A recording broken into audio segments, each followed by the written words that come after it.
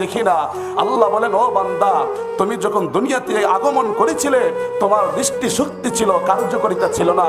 তোমার শ্রবণ শক্তি ছিল, ওই শ্রবণ শক্তি দিয়ে তোমার মা যখন তোমাকে ডাক দিত তুমি শুনতে পারত না। তোমার জবান ছিল, জবান দিয়ে কথা বলতে পারত না। আমি আল্লাহ তাআলা জবানের শক্তি দান করলাম, চোখের শক্তি দান করলাম, জিহ্বার শক্তি দান করলাম। এই চেহারার মধ্যে এত সুন্দর একটা আকর্ষণ, মা ইয়ালফিজু মিন কওলিন ইল্লা লাদাইহি রাকীবুন আতীদ। আল্লাহ বলেন, তুমি যা কিছু বলবা তোমার জবান দিয়ে সব কিছু আতীক লিখিত অবস্থায় থাকবে, সংরক্ষিত থাকবে আল্লাহর কাছে।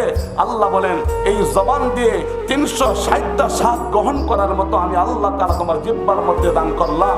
এই জিহ্বার মধ্যে আমি কোনটা মজা, কোনটা তিতা, কোনটা মিষ্টি সব কিছু আমি অনুভব করতে পারি এই জিহ্বার মাধ্যমে।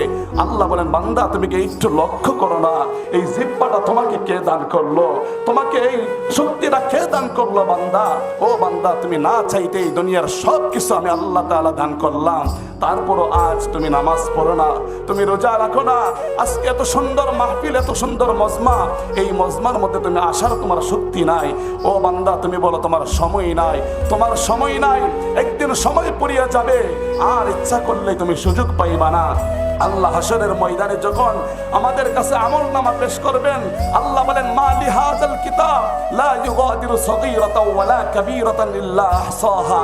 বান্দা যখন হাসরের ময়দানে আমলনামা পাবেন, আমলনামা যখন বাম হাতে চলে আসবে, বান্দা আফসোস করবে, মা লিহাযাল কিতাব লা ইউগাদিরু সগীরা ওয়ালা কাবীরাতান ইল্লা আহসাহা ওয়া ওয়াজাদু মা আমিলু হাদিরা। ও আল্লাহ, ইয়া লাইতাহা কানাতিল কাদিয়া মা আগনা আন্নি মালিয়া হালাকা আন্নি সুলতানিয়া খুযুহু ফাগুল্লু সুম্মাল জাহিমা সাল্লু। হাসরের ময়দানে বান্দার আমলনামা যখন বাম হাতে এসে যাবে, বান্দা তখন আফসোস করবে, আর বলবে, মা লিহাযাল কিতাব, এ কেমন কিতাব যেই কিতাবের মধ্যে ছোট বড় শিরকি বেদাতি প্রকাশ্যে গোপনে যা কিছু আছে সব কিছু এই কিতাবের মধ্যে সংরক্ষিত। আমি রাতের গভীরে কার সাথে খারাপ আচরণ করেছিলাম, রাতের গভীরে আমি সকলে ঘুমিয়ে পড়েছি, কিন্তু আমি মোবাইলের মাধ্যমে আমি জিনার কাজ করেছি, আমি টেলিভিশনের মাধ্যমে খারাপ কাজ করেছি, আমি অন্য নারীদের সাথে আমি জিনার কাজ করেছি রাতের গভীরে। বান্দাকে আল্লাহ লক্ষ্য করে বলবেন, বান্দা এই সব কিছু তুমি করেছো কিনা? বান্দা অস্বীকার যাবে। আল্লাহ বলবেন ফেরেশতাকে, হে ফেরেশতা, বান্দার জবানটাকে বন্ধ করে দে। বান্দার জবান বন্ধ হয়ে যাবে। এবার বান্দার হাত সাক্ষী দিবে, বান্দার চোখ সাক্ষী দিবে, বান্দার পা সাক্ষী দিবে, বান্দার অঙ্গ প্রত্যঙ্গ সব কিছু সাক্ষী দিবে। আল্লাহ বলবেন, হাত্তা ইজা মা জা উহা শাহিদা আলাইহিম সামউহুম ওয়া আবসারুহুম ওয়া জুলুদুহুম বিমা কানু ইয়ামালুন। বান্দার হাত তখন সাক্ষী দিবে বান্দার বিরুদ্ধে, বান্দার পা সাক্ষী দিবে বান্দার বিরুদ্ধে, বান্দার জবান বন্ধ হয়ে যাবে, বান্দার দুটি চোখ আল্লাহর কাছে সাক্ষী দিবে বান্দার বিরুদ্ধে। তখন বান্দা ওই সময় লক্ষ্য করে বলবে, ওয়াকালু লিজুলুদিহিম লিমা শাহিদতুম আলাইনা, হে আমার চামড়া, আজও তুমি আমার বিরুদ্ধে সাক্ষী দিলে, অথচ এই চামড়ার জন্য আমরা কি না করি। আমার সুন্দর চেহারাটাকে সাজানোর জন্য আমি সোনো দেই, ফেয়ার লাভলি ব্যবহার করি, আমি পাউডার ব্যবহার করি, তেল ব্যবহার করি, কত সুন্দর রাখার জন্য বিভিন্ন আইটেমের ফেস ওয়াশ আমি ব্যবহার করি, আমার এই সুন্দর চেহারাটা যেন আরো সুন্দর থাকে। আমার চেহারার মধ্যে যদি একটু ময়লা পড়ে যায়, তখন আমি আফসোস করি আমার চেহারাটা বদলি হয়ে গিয়েছে। রৌদ্রের মধ্যে যখন আমি অবস্থান করি, আমি বলি, আরে আমার চেহারাটা তো পুড়ে গিয়েছে। তখন আমি কত কিছু ব্যবহার করি। ওই সময় আল্লাহ তাআলা বান্দাকে যখন জবান বন্ধ করে দিবে, একটা সময় বান্দার চামড়া সাক্ষী দিবে, তখন বলবে, ওয়াকালু লিজুলুদিহিম লিমা শাহিদতুম আলাইনা। বান্দা বলবে, হাইরে আমার চামড়া, তুমিও কি আজ আমার বিরুদ্ধে সাক্ষী দিলে? তখন আফসোস করতে পারবেন, আর লাভ হবে না, লাভ হবে না।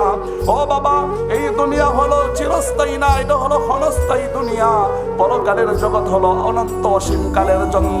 আল্লাহ বলেন, এই অল্প দুনিয়াতে আমি তোমাকে অল্প দিনের হায়াত দিয়ে পাঠিয়েছি। অল্প দিনের হায়াত যখন শেষ হয়ে যাবে, তখন তুমি অনন্ত অসীম কাল ওই জগতে পাড়ি দিতে হবে।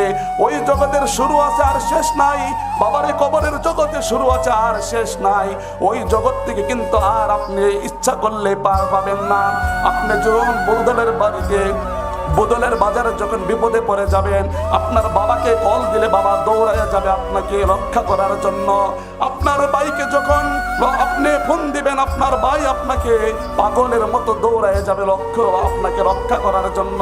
কিন্তু কবর থেকে কিন্তু আর কেউ আপনাকে রক্ষা করতে পারবে না।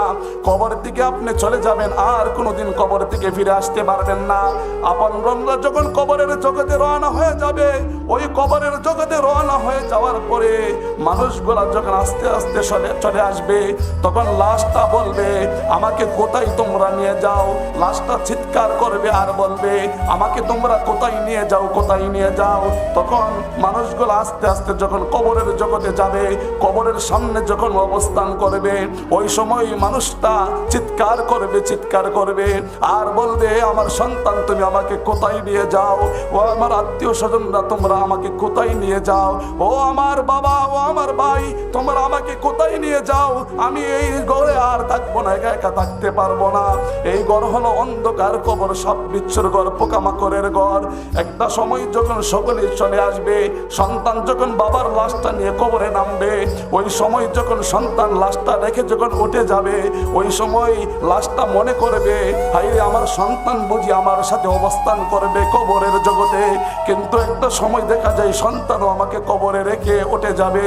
তখন লাশ চিৎকার করে আর বলে হাইরে আফসোস, কার জন্য বাড়ি বানাইলাম, কার জন্য ঘর বানাইলাম, কার জন্য এত সুন্দরভাবে আমি বাড়ি সাজাইলাম।